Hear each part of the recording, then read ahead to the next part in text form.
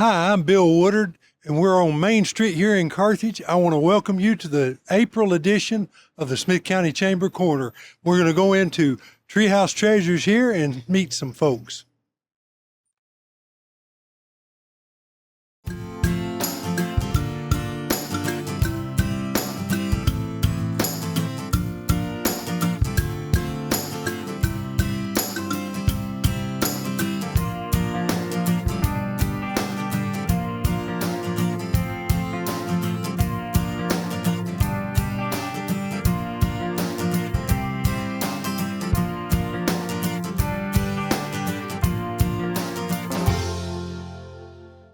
We are at the shop that you need to come to. It's called Treehouse Treasures, right? Right. You ladies introduce yourselves. I'm Rita Key, owner of Treehouse Treasures. And my name is Crystal Clark, and I work on one day a week.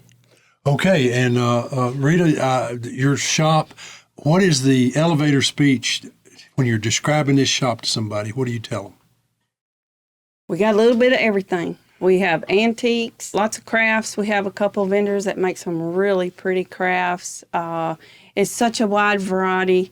I don't know how anybody could come in and then not find something. Well, and everything that's in here on the shelf or on the wall, it's for sale, right? Like, for instance, the quilt behind me. It can be, yes. Yeah. So everything you got in here is for sale. How many rooms do you have? Do you know? 10 or 12? 14? There's 10 rooms. We have 28 vendor spaces, floor spaces, and I have 27 bookshelves with vendors. Okay, and there truly is a variety of stuff. When you walk around here, it's amazing some of the stuff that you see. A lot of collectibles, a lot of glassware, a lot of signs and things like that. Mm-hmm. Now, you have a pretty wide variety of people that come in here. I know we were talking about Defeated Creek. Mm-hmm. There's a lot of folks that come to camp, but do you also just get people that wander in? You were saying had a couple of people from France come in? I had a couple of ladies that were just in the States visiting from France, and I'm not sure how they happened upon my little store here in Carthage, but they did. Yeah, well, I think when people travel like that, they're looking for unique places, and I believe this is kind of unique. I know I haven't been to many places that are like your store, and I understand that you are still having a lot of traffic come through. Oh, we do. Some days, not so many, but other days we're packed. Okay, well now, if somebody was local and they wanted to, display or sell something in your store, how do they go about doing that? What do they need They to do? come in, I let them know if I have any available space, and I show them what I have available and let them know the price, the rent. That's pretty much, yeah. It's pretty simple then, in other words. Yeah, they just come in and talk to me, and then we decide Okay. if they want it or not. All right, well, how do they get in touch with you? They can either contact me through our Facebook page, Treehouse Treasures, or they can give me a phone call or text me. Text is probably best because a lot of times I'm busy and can't answer the phone. 615-735-7494. Okay. And of course, we're on Main Street here in Carthage. And you're just, right next to Rockabilly Coffee is just down the street, and the Hotel Walton. Right. And I think Teresa's Gifts is just up the street. And so you're kind of sandwiched in here between all the traffic places Right in that the people middle. are going in. Yeah. Right in People the are going into. Okay. Well, we appreciate you letting us come to your shop today and look around. Is there anything you would like to add? This is just a wonderful place. You're missing out if you don't stop by. Okay, well, I think that's pretty good advice. Rita, thank you for letting us come by, and give them that phone number again in case they want to, or the Facebook, in case they want to get in touch. Okay, 615-735-7494. And our Facebook page is Treehouse Treasures, the one with the trunk. Okay, so Treehouse Treasures, look for the tree. All right, thanks, Rita. Thank you. Okay, if you step just across the street from Treehouse Treasures, you come to a beautiful little shop called the Candy Bar, right? And I'm sure. Well, this is one of your examples of what you got here. What do we have? Yes, this is one of our Easter baskets, Easter gift arrangements that make a great gift to give to somebody, or to use as a table centerpiece, or to sit on the coffee table at Grandma's house while you're waiting for Uncle Ed to show up who's always late, something Yeah. like that. Give you something to munch on. There you go. And of course, a child would absolutely love this because it's got everything that you would want in it. Try and do a mix of things when we make these, just so it'll suit a lot of people's different tastes. Okay, and I forgot, this is Miss Melissa Hebert, and Melissa, you own the Candy Bar, and Candy Bar's been here for several years, so a lot of people local, you would know about it, but how do they get in touch, or say, for instance, they saw this and they wanted to come and get one, do they need to call an order? You can call in an order. We do have free delivery throughout all of Smith County to schools, businesses, and even homes throughout the county. We do ship nationwide. You can also order things from our website, or you can find us on Etsy. We do actually a lot of business on Etsy that ships nationwide. We've got Easter arrangements right now decorating the store, but very soon we're going to start our graduation arrangements, and those are a big hit usually. We can do things either with the graduation theme, or sometimes people will send us, hey, give me a gift for this college or university, and we'll do it, do the theme around that, either with the different colors or mascots, that type of thing. Okay, and so the Candy Bar, it's pretty eclectic, and you said you go anywhere out on with your website. How do they find that website? Just search Candy Bar? The Candy Bar TN. And that's also our Etsy name as well, the Candy Bar TN for Tennessee. And then you'll go to shopping, and you can find scroll through the different types of arrangements, special occasions, that type of thing. Okay. Well, I really like the look of that, and it looks like something that you would want on your Easter decoration table, I guess. I guess so. Now, we had something else that we were going to talk about, and Melissa also has a restaurant, and it's called Nobel's. Nobel's is kind of next door to the Candy Bar. There's a parking lot that we do not own that's in between, across the street from Treehouse Treasures. And we've been open about a year and a half, but we just launched something new, and we're serving breakfast. So Nobel's is now open 7 days a week from 6 a.m. to 11. At 11 o'clock, we switch over and do lunch service, and we're then open for lunch and dinner from until 9 p.m., 7 days a week. So people have been asking, what's on your menu? So it's a pretty large menu that we're doing. We've got everything from your traditional egg dishes to pancakes, waffles, crepes, omelets, a few healthy things on as well, and some cute kid dishes for breakfast as well. So come give it a shot. Okay, and did you mention music? We do have live music on occasion. Usually it's a Friday or Saturday night. We in January had a singer-songwriter competition, and the winner at Nobel's went on to compete in the regionals at Franklin. And then the winner from the Franklin one went on to get to perform at the Bluebird Cafe. So that's something that we'll do annually. And we're also looking at starting a once, maybe twice a month singer-songwriter night, kind of an open mic type of thing at Nobel's as well. Okay, and they've got a nice little stage there, so it's kind of intimate, well, like the Bluebird Cafe. That's right. And it's a good place, especially if you're a budding musician and you want to get your kind of get out and practice a little bit. It's a good place to come. Just a little bit of exposure, at a low-key type of venue. That's the perfect type of thing we're looking for. Okay, and Nobel's, you guys have been open a couple of years now, so locals ought to know about you. But if you know somebody that's coming into town, it's a great place for them to go to and just kind of get a feel for what we've got to offer around here. That's right. Both businesses right here on Main Street in Carthage. Okay. Is there a reservation number, or just go to the website? We don't do reservations other than if you need to hold a meeting or a large group meal. You can go to our website and reserve our private dining room, which seats up to 12 to 14 comfortably. And no charge, of course, for that. You can just go on and reserve that through our website, which is nobelstn.com. Okay, and I've had some meals and meetings in there, and it's a good place to have a meeting. And so, Melissa, thank you for coming by. And Thank you for having me, as always. Yeah. Hey, and Nobel's is a great place. Folks, go out there and eat. Okay, Miss Susanna, introduce yourself. Tell them who you with. I am Susanna Klaus, and I'm one of the 4-H agents here in Smith County with Smith County Extension. Okay, and I know you got a lot going on, so tell us about what's happening with Extension? Yes, so we are just finished up March, so that was our extension month. So we had a lot going on with extension month, kind of highlighting on our social media some of the stuff that extension does, not only here in Smith County, but across the state.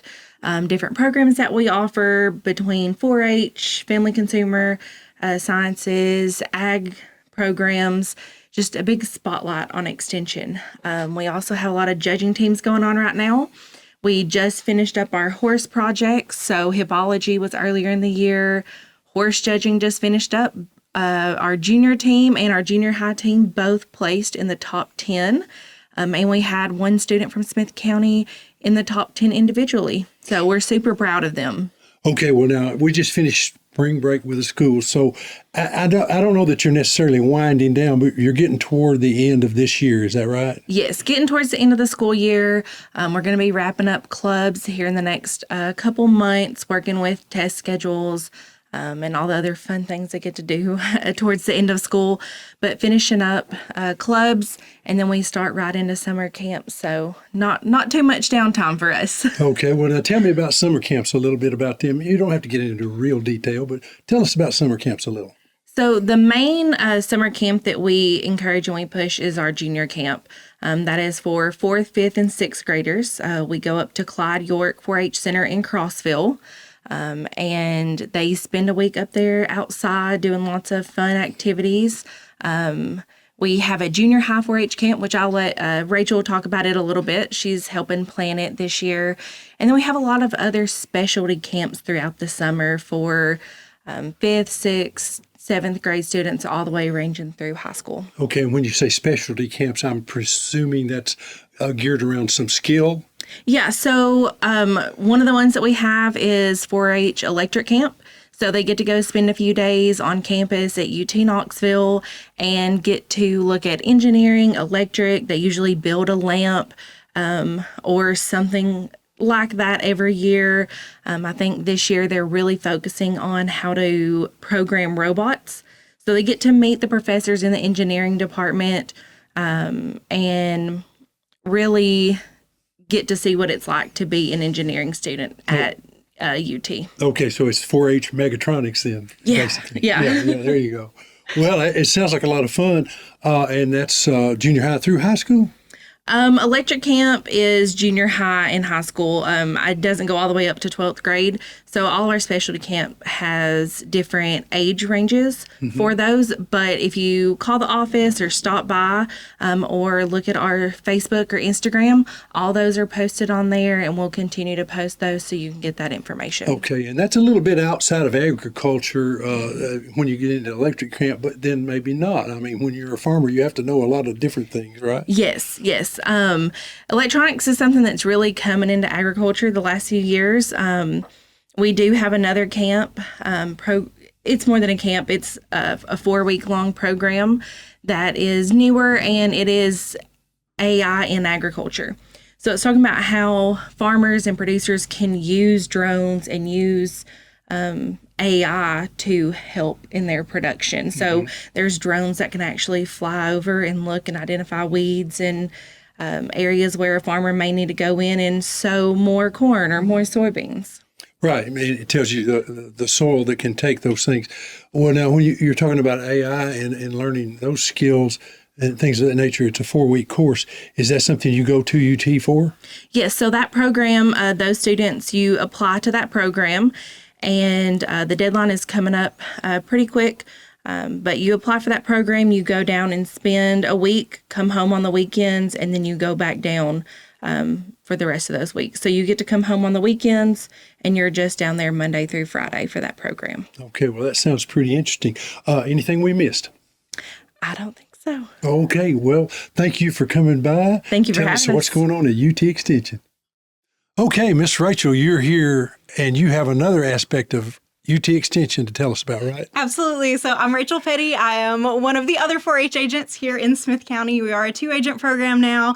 Susanna's been with us since October. So I feel like we are kind of really hitting our stride, getting off and running, especially this spring. We've kind of been able to divide and conquer a little bit, tackle some of our projects together. So a really good working relationship and good things ahead and happening right now for the 4-H program in Smith County. Okay, well, now she mentioned a lot of camps and things that are going on in the summer. And then, of course, 4-H is going on right now.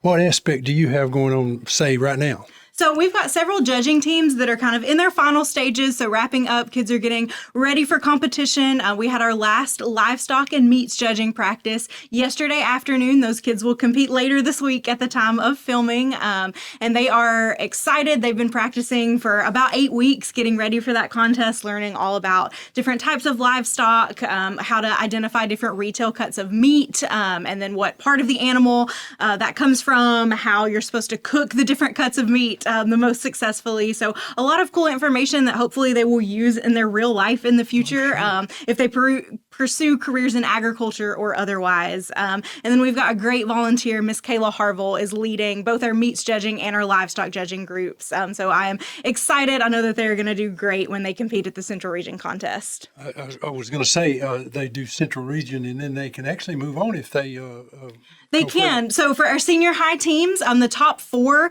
in both livestock and meats, they will get to go on to the state contest. So some of our kids, I think, are hoping to meet some of those goals. We'll see how it turns out. They're certainly smart enough and have worked really hard, but I know there's always tough competition, too, at those regional contests. Okay, well, now we're into the school year and we're moving toward the end. How about summer programs? Are you kind of tied in with what Susanna talked about, or do you have something different going on for that age group? So a little bit. I know Susanna mentioned junior high camp specifically, and that is one of my assignments as a 4-H agent this year. So I've kind of been involved in the planning process of junior high camp. So that is for our 7th and 8th grade students, and it is at the same place as junior 4-H camp. So we'll be at the Clyde York 4-H Center. They get to do a lot of the same activities if they've been to junior camp with us. A little more flexibility in the schedule. We do some workshops with them, and then this year we're really excited. We're going to go on an excursion off camp to Fall Creek Falls one day. So we're going to bus the kids out to Fall Creek Falls, spend the day at the state park there. So they're going to get to do some workshops and different activities there. Of course, see the falls, do some hiking. So we're excited about that opportunity, and it'll be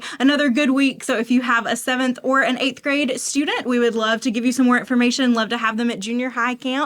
And it is the week of Memorial Day. So it will start on Monday of Memorial Day and then continue Monday to Friday through that week. Yeah, and that's a beautiful place, Fall Creek Falls. Now, I haven't seen it since they redid the hotel, and that was actually two or 3 years ago. So it's a really nice place to go. A lot of things to do there at Fall Creek Falls. For sure. And they've been great to work with in the planning process, figuring out exactly how the kids can make the most of that day there. Okay. We have a young man that usually does a segment for us. Now, I just recently, and this may be old news, but I think he's the president of the state FFA. Is that right? So Gabe is the president of the state 4-H council. 4-H, okay. Yes. And Gabe actually at FFA convention in Gatlinburg last week spoke to the group of FFA students as the Tennessee 4-H state council president. So Gabe was there doing both. He was a member of the first place agronomy team for the FFA contest in the state. So doing double duty, representing 4-H and FFA. So we are proud of Gabe as always, but he did get to speak to that group as the Tennessee 4-H State Council president about how 4-H and FFA can partner. I think sometimes there is the reputation that 4-H is for younger students and then FFA is what kids do once they get into high school, but there are tons of opportunities for our high school 4-Hers as well if they stick with it. So Gabe was advocating for that and encouraging that partnership that 4-H and FFA can work together.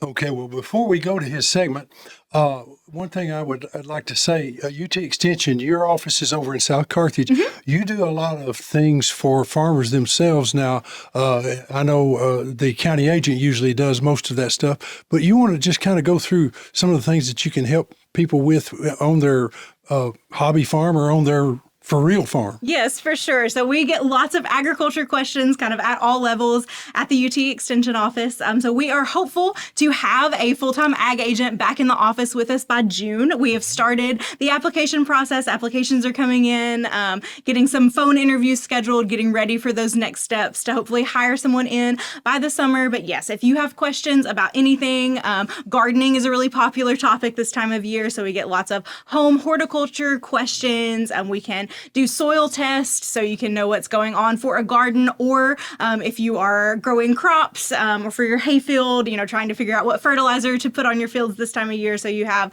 a successful harvest in the summer and the fall. So we can help anything like that. So agriculture related questions. We're getting a lot of questions about backyard poultry.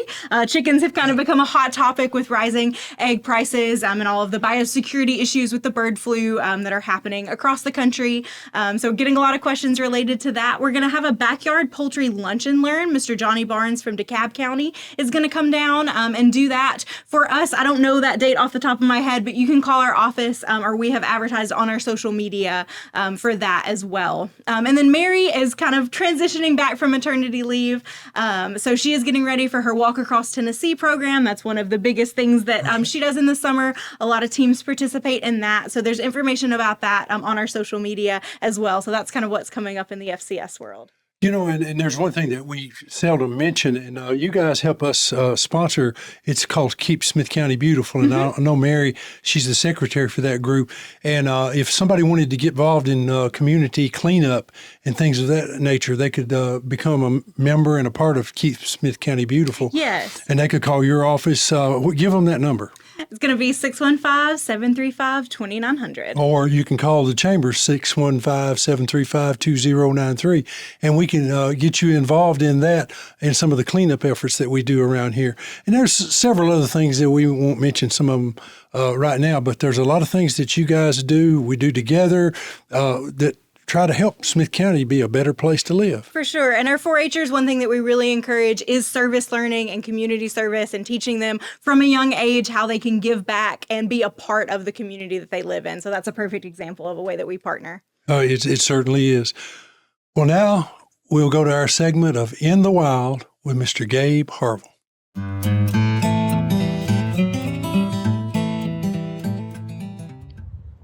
Hello, everyone. Welcome back to another episode of In the Wild. Today I'm here at Window Cliff State Natural Area, highlighting yet another wonder of the Cumberland Plateau.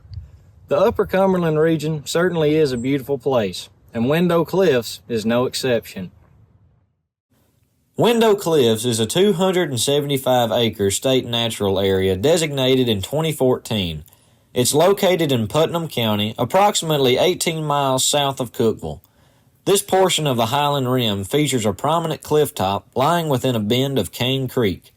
Before my friend and I even walked down the trail to the cliffs, several things caught my eye. In Tennessee, 4 species of buckeye can be found: the Ohio buckeye, yellow buckeye, red buckeye, and painted buckeye. Given that the Ohio and yellow buckeyes are more common on the Cumberland Plateau, there's a good chance that this buckeye sapling here is one of those types. We also came across several spring ephemerals, like these flowers in the toadshade family. Known as trilliums, I took these pictures of Sweet Betsy and yellow trilliums while we hiked. I had always associated these wildflowers with the Smoky Mountains, so learning they grow much closer to home was quite interesting.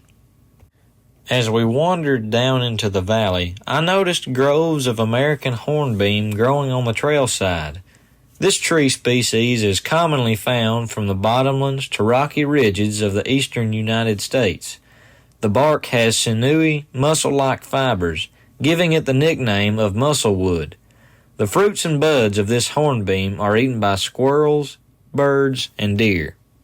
Beside the first stream crossing, we found evidence of an American beaver. These semi-aquatic mammals are the largest rodent in North America and occur all across our state. Their teeth never stop growing, which is an adaptation perfectly suited for chewing on trees. After we forded the creek, we stumbled upon even more native plant species, including giant river cane, wild blue phlox, Canadian white violet, and lowland brittle fern.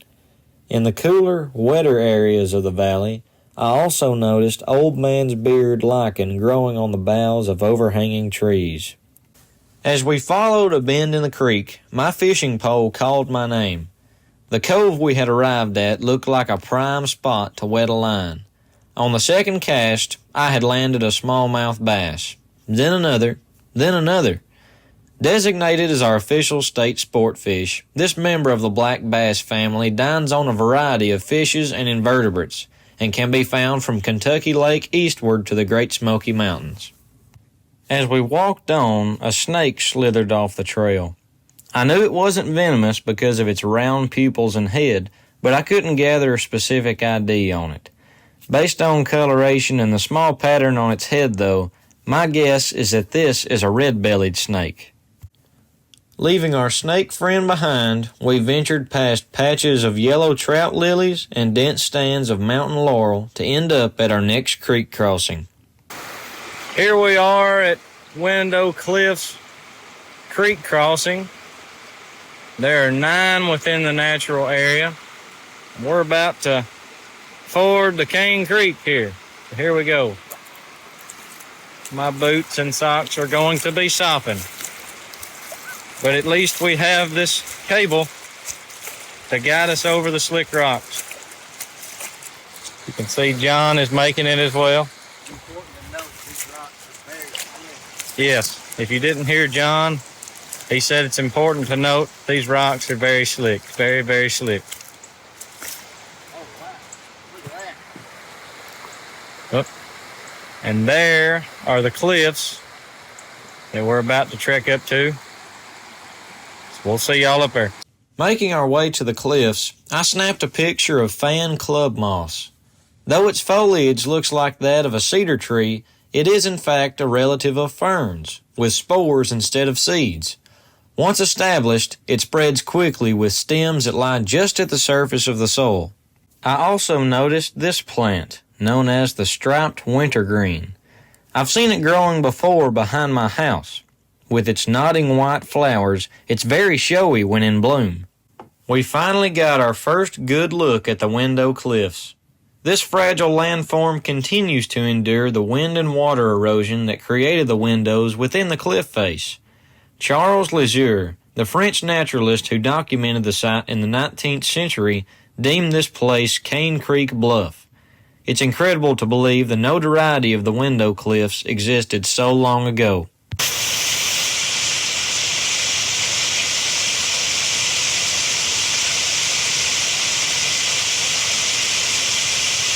With our final stream crossing in sight, I filmed this white-tailed deer heading down from the ridgetop.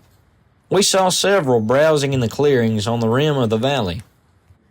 At the base of the cliffs, the treetops above us came alive with the nasally calls of the blue-gray gnatcatcher. This tiny songbird is one of the first migrants to return to Tennessee in the springtime. Higher and higher we climbed until we reached the summit of Window Cliffs. The view was absolutely stunning. As we stood above the oak, hickory, beech, and hemlock forest, we could look down and see Cane Creek on either side, 200 feet below. Now, after 4 hours of hiking, we've reached our destination, Window Cliffs, and what a sight it is. Window Cliffs is a great place to hike, but it's also a home to so many amazing plants and animals. From the cold waters of Cane Creek to the wind-blasted ridgetop, I hope you all have enjoyed this episode, and I hope to see you next time in the wild.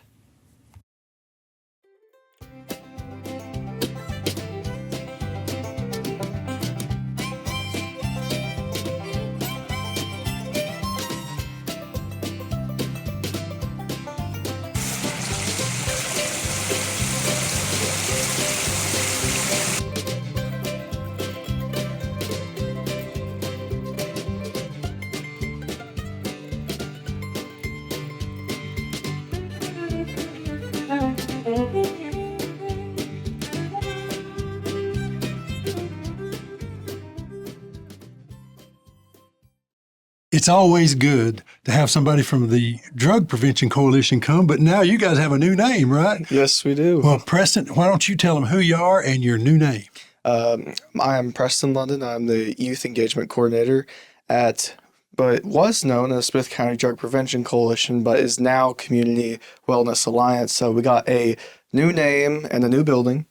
Lots of changes happening. Lots of fun and exciting things. Oh yeah, and we were up there for the ribbon cutting the other day, and that was really great to see all the folks there, and you guys are really reaching out into the community and doing a lot of things. I'm sure you're here to talk about something in particular, so go ahead and do that. Yeah, so we have on May 2nd, we have our out of school bash down at IVAG Park. This is for particularly our middle school, high school folks, but we encourage everybody to come and come out and celebrate with us at the end of the school year. So it will be taking place, as previously stated, on May 2nd at 3:30.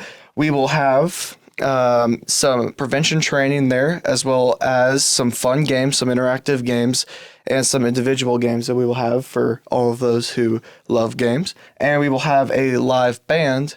Ghost Town Bullets will be performing at, I believe it will be 5 o'clock.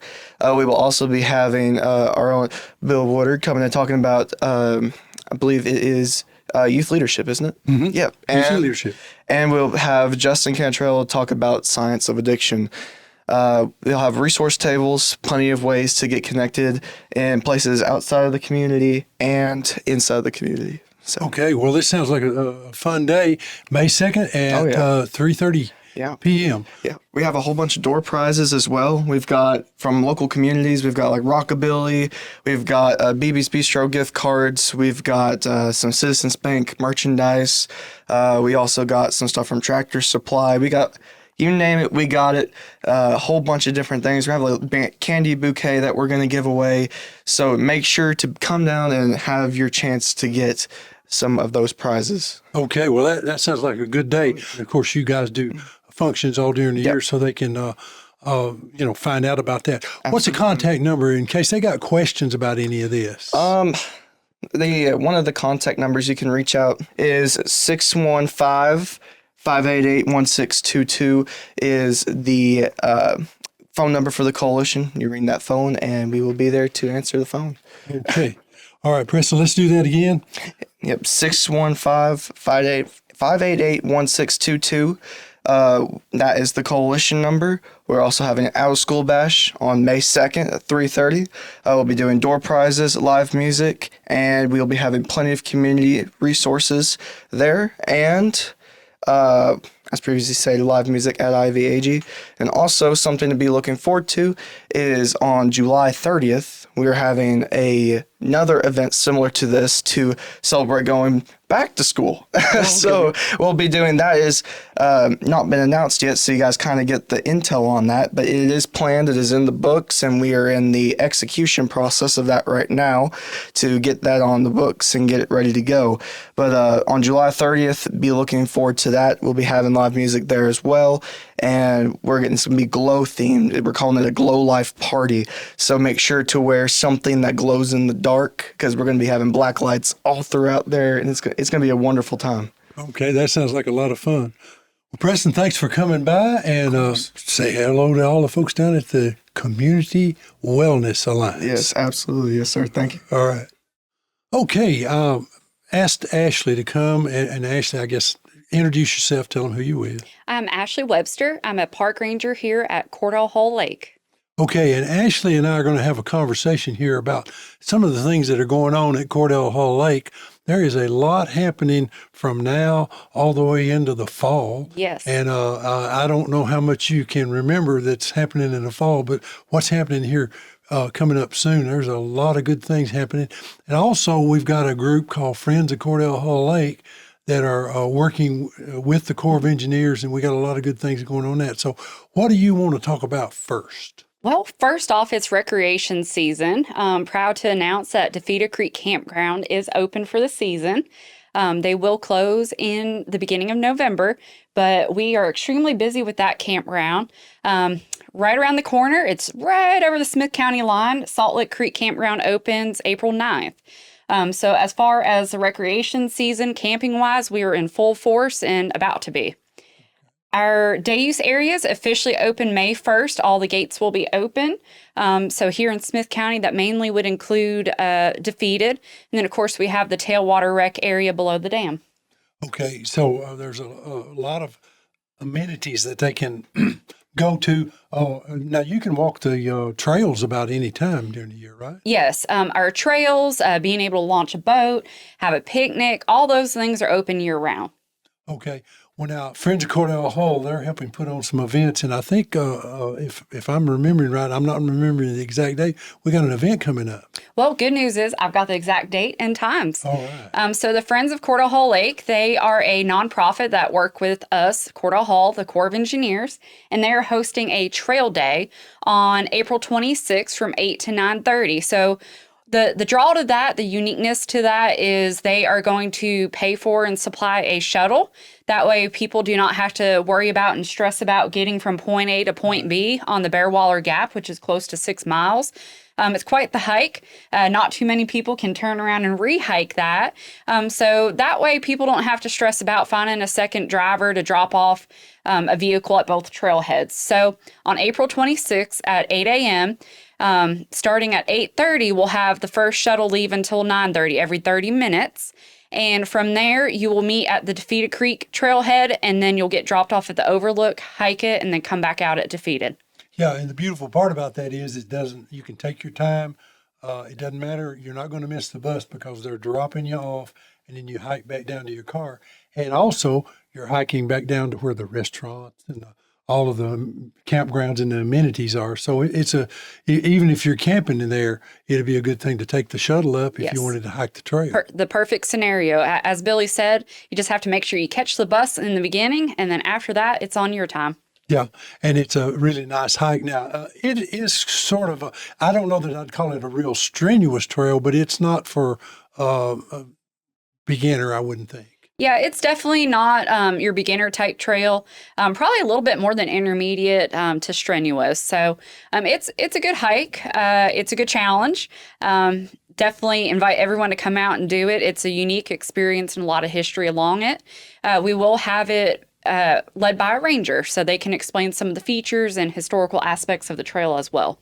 Okay, and I'm presuming Friends of Cordell Hall will probably have a table down at the trailhead for people to get information. Yes, so they're always seeking volunteers. They're always seeking people to support us from our trail hikes to our cleanups. Also, we just want to get the swag and the message out there. So they have stickers, they have T-shirts. The mugs for Salt Lick Creek Campground are on the way. They've been ordered. So they've got a lot of things that they would like to get out there.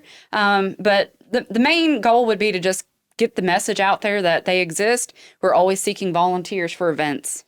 Okay, and a lot of times they have, like for instance, there's commemorative knives that they've sold in the past, and possibility that there'll be one coming up here in the future. Yes. So we and the Friends group have been working with the Rotary, and that's how we've been partnering with them to sell the commemorative knives. So there's some stuff in the works. I don't know if it'll happen this year, but definitely in the near future. Two years ago, I believe, we had partnered with them and sold the 50th anniversary knives for Cordell Hall Lake.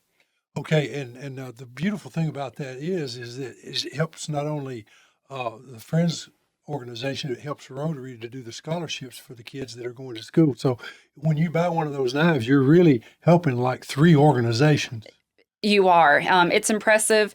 And just the impact of having those items offered at our campgrounds and our visitor center definitely made their sales, I think, close to double. So we feel like we did an impact and they helped us out and vice versa. Well, and here's the thing. The knives, they don't ever duplicate them. They were going to become collector's items. And so at some point in time, they'll be worth quite a bit for you for your collection as a keepsake. So it's a good item to have.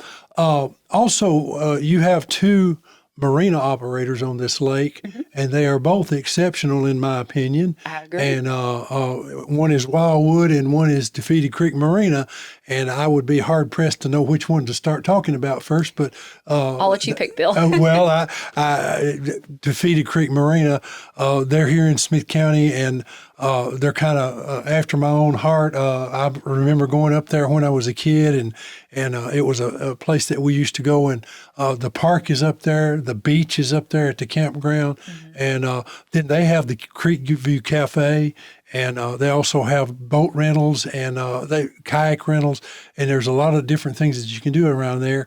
So if you're looking for a place to go, and then before you even get into the park, there's Martin's Grocery. And if you want a good breakfast or a good lunch, that's a good place to go. It's a good stop. I'm sure you've ate there. I know I have several times. And Keely, she does a good job of keeping that place going. But we got some wonderful amenities there. Then if you go across, you're only 1 mile out of Smith County. No, actually, you're only about a foot out of Smith County. Not much. Yeah, because Stone's throw. yeah, Wildwood Marina is sitting there. They've got a nice restaurant, all kinds of nice cabins, and just boat rentals and a lot of things that you can do there. And then about a mile down is Granville. And that Historic Granville. and that's a whole other story by itself, isn't It it? is. You know, the beauty of having concessionaires, namely marinas, is they can offer things that we can't. So they're able to offer, as you mentioned, Bill, boat rentals, restaurants, kayak rentals, just a whole different experience where we offer the more outdoor experience, more nature-based baseline experience. They can offer some more commercial amenities. So that's great that we have 2 marinas on this lake. Okay, and you being a ranger, you'll know the answer to this question. I did not know, but is there a possibility that you can actually sign up and hunt on some of the property? Yes. So you can hunt on core property as long as you're abiding by the state regulations. All of Court Hall Lake is considered a WMA, a wildlife management area. With that, you do have to have a Type 94 permit with the state. And then in December, we have our annual youth hunt in Defeated Creek, which is a drawing. The application is typically found in the newspaper and on our social media pages. Okay, and of course, everybody knows about fishing at Cordell Hall, and I guess you just need a state license to be able to fish. You do, yes. And we are excited to circle back with the Friends group. They got a grant with the Friends of Reservoir and Mossback Fish Attractors. So we are looking at having a work day here soon. We just need to pick a date in the books. And we're going to construct some fish attractors that they got awarded and some more, and hopefully get them sunk at the locations. Okay, and of course, that's going to help the fishing even more. Yes. Now, the one thing that we usually never mention and I always forget about, we have got a beautiful welcome center down here just at the head of the dam, don't Yes. So if you know how to get to the dam, not the lock side, but the dam side, on the left-hand side is our Resource Office Visitor Center. It is open Monday through Friday from 7:30 to 4. We have exhibits in the front. We have a 1/4-mile trail in the back. So we invite the public to come out, stop by.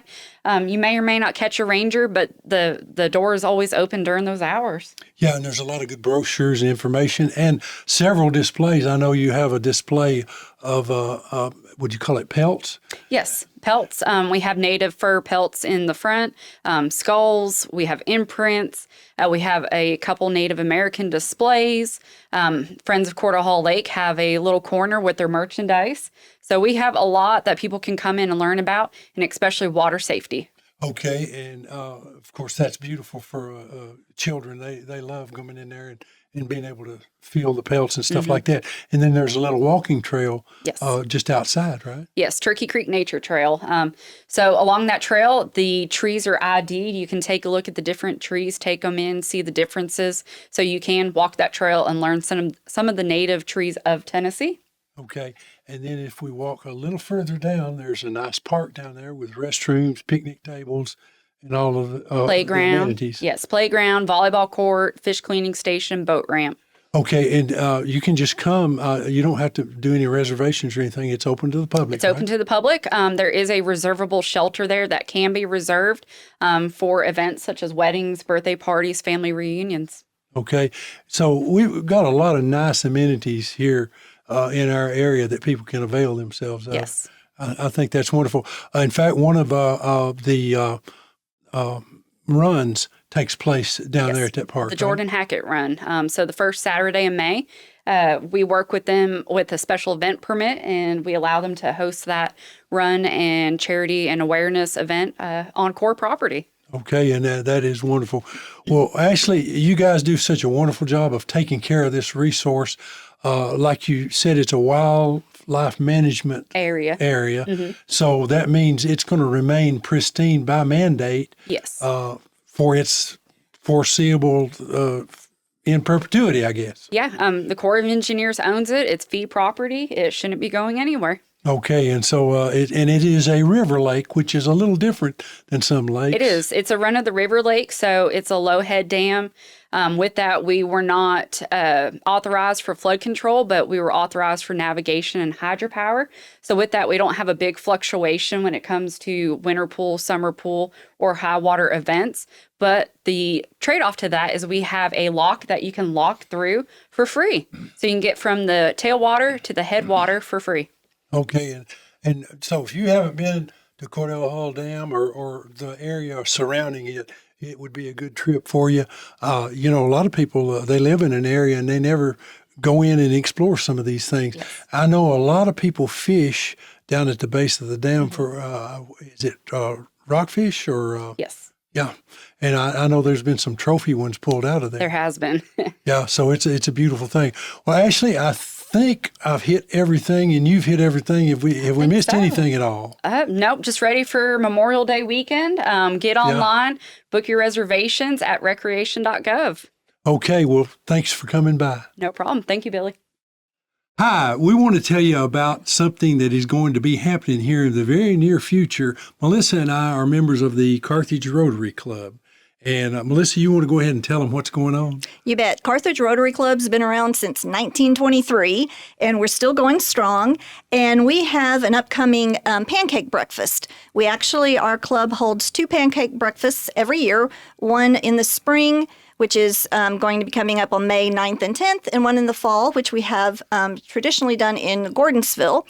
And those benefit funding a scholarship for each of the different high schools.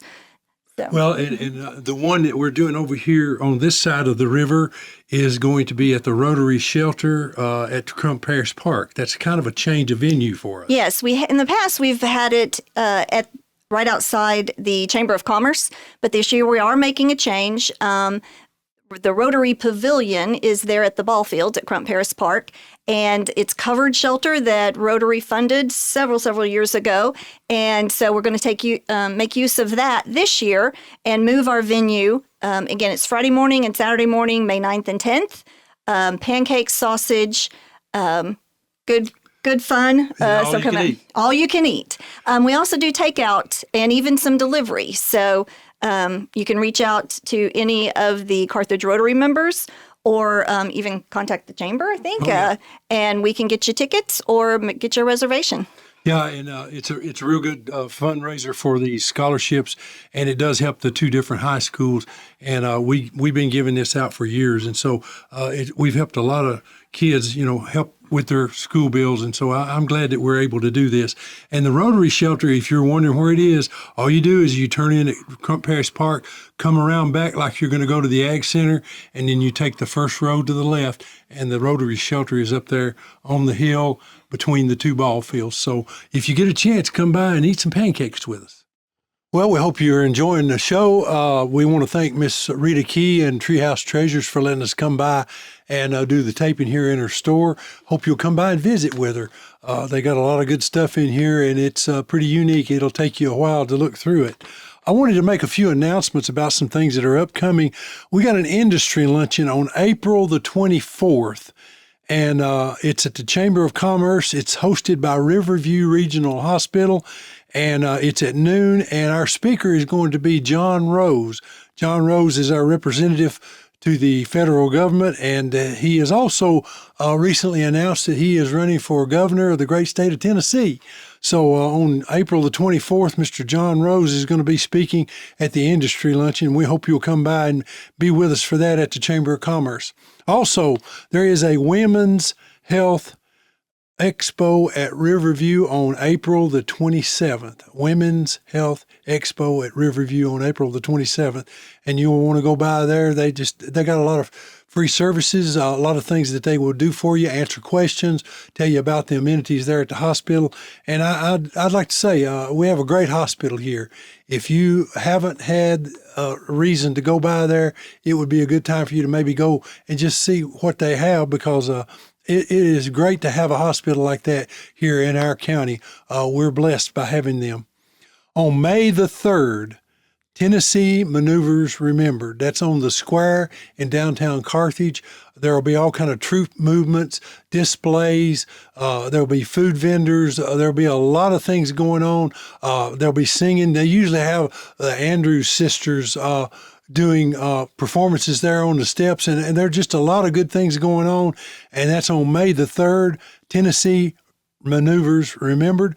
And Student Day is on May the 2nd that day. So if you've got a child that's in the school and they want to go down and see what's going on, learn a little bit of history about World War II and about how the troops trained to be able to go to Europe and fight in World War II and win or keep our freedom.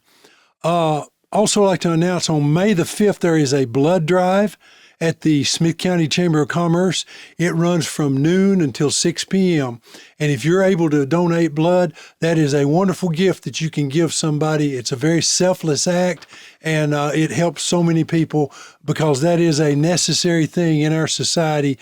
We have people that have a need for blood, and if you're able to donate and give, it would be a wonderful thing for you to do. That's at the Smith County Chamber of Commerce from noon till 6 on May 5th. We, again, would like to thank you for tuning in. We hope you enjoyed our show. We look forward to seeing you again next month. And until then, may God bless you and keep you.